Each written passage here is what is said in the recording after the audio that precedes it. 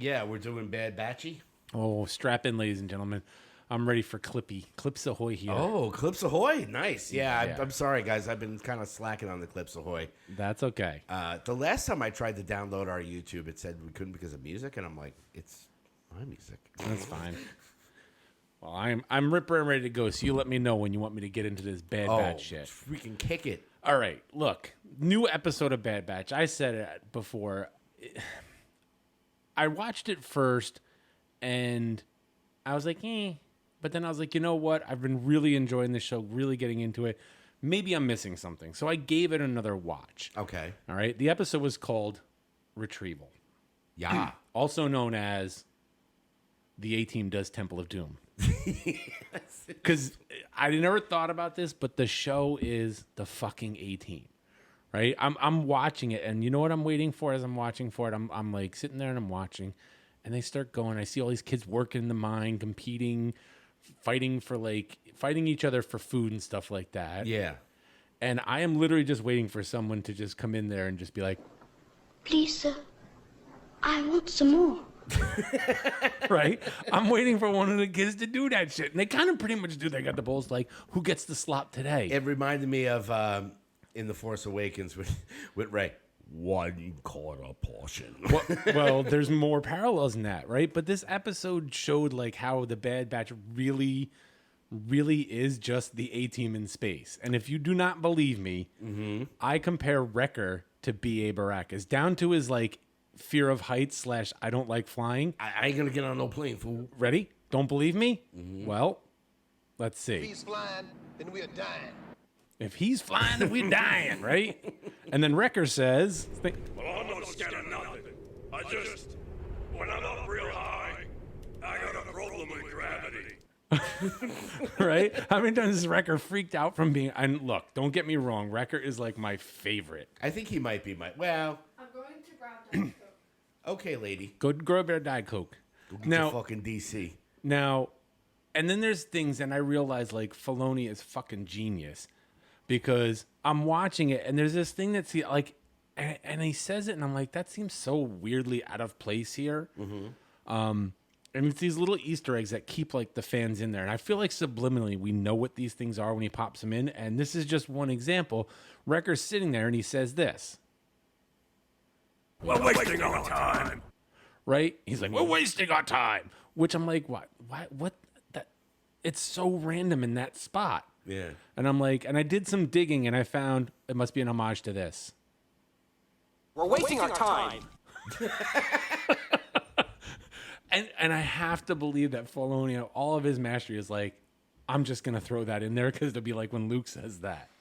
It could be, yeah. I totally get your A-Team analysis. Now that you say it, I'm like, oh, fuck yeah. It's like Hunter's Hannibal. Yes. You know, so that brings me to the next little thing, which is in this story, Oliver. Not Oliver. I mean Benny, because Benny is the fucking police. They're gonna have some more Oliver. This is that. If you don't know, that's the kid who stole their ship.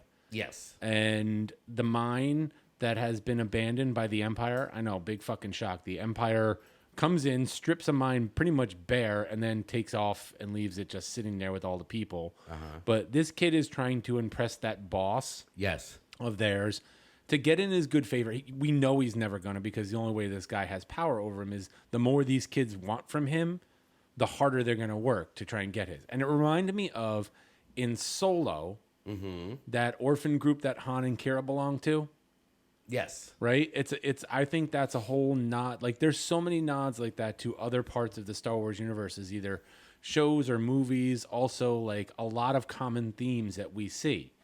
And my favorite little nod, whether it was intentional or otherwise, was like a nod to the Temple of Doom, right? With all those kids working in the mine. You got like a crazy dude taking in a whole shitload of orphans. And granted, in Temple of Doom, he's like kidnapping them. And this, he's like, hey, you guys were left here. Come work in the mine. And he's using them basically as slave labor. And I know in Temple of Doom, we got ourselves a nice, good, doing it for a bloodthirsty god, if you remember. Galiba.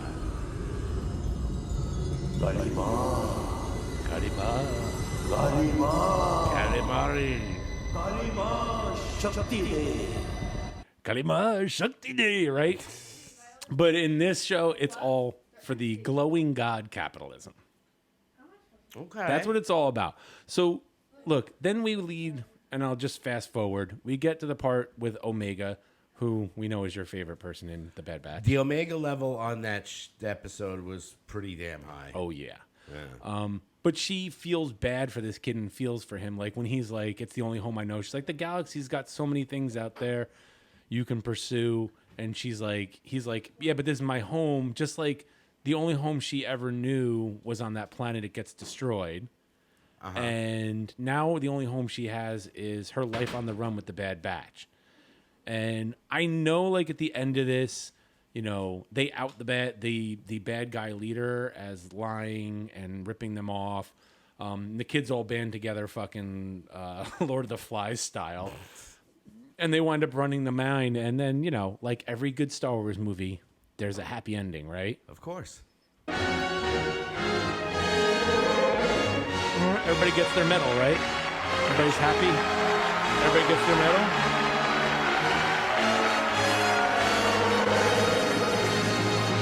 What you say? That you only Poor meant Chewie. well, cause you did. What you say? Just I can say. hear it. They had Does Chewie get his medal? No. What does Chewie get? He gets Shit, that's what Chewie gets. I mean, it made me appreciate the show more when I look at it as like, it's the A-Team in space. I look. That was beautiful.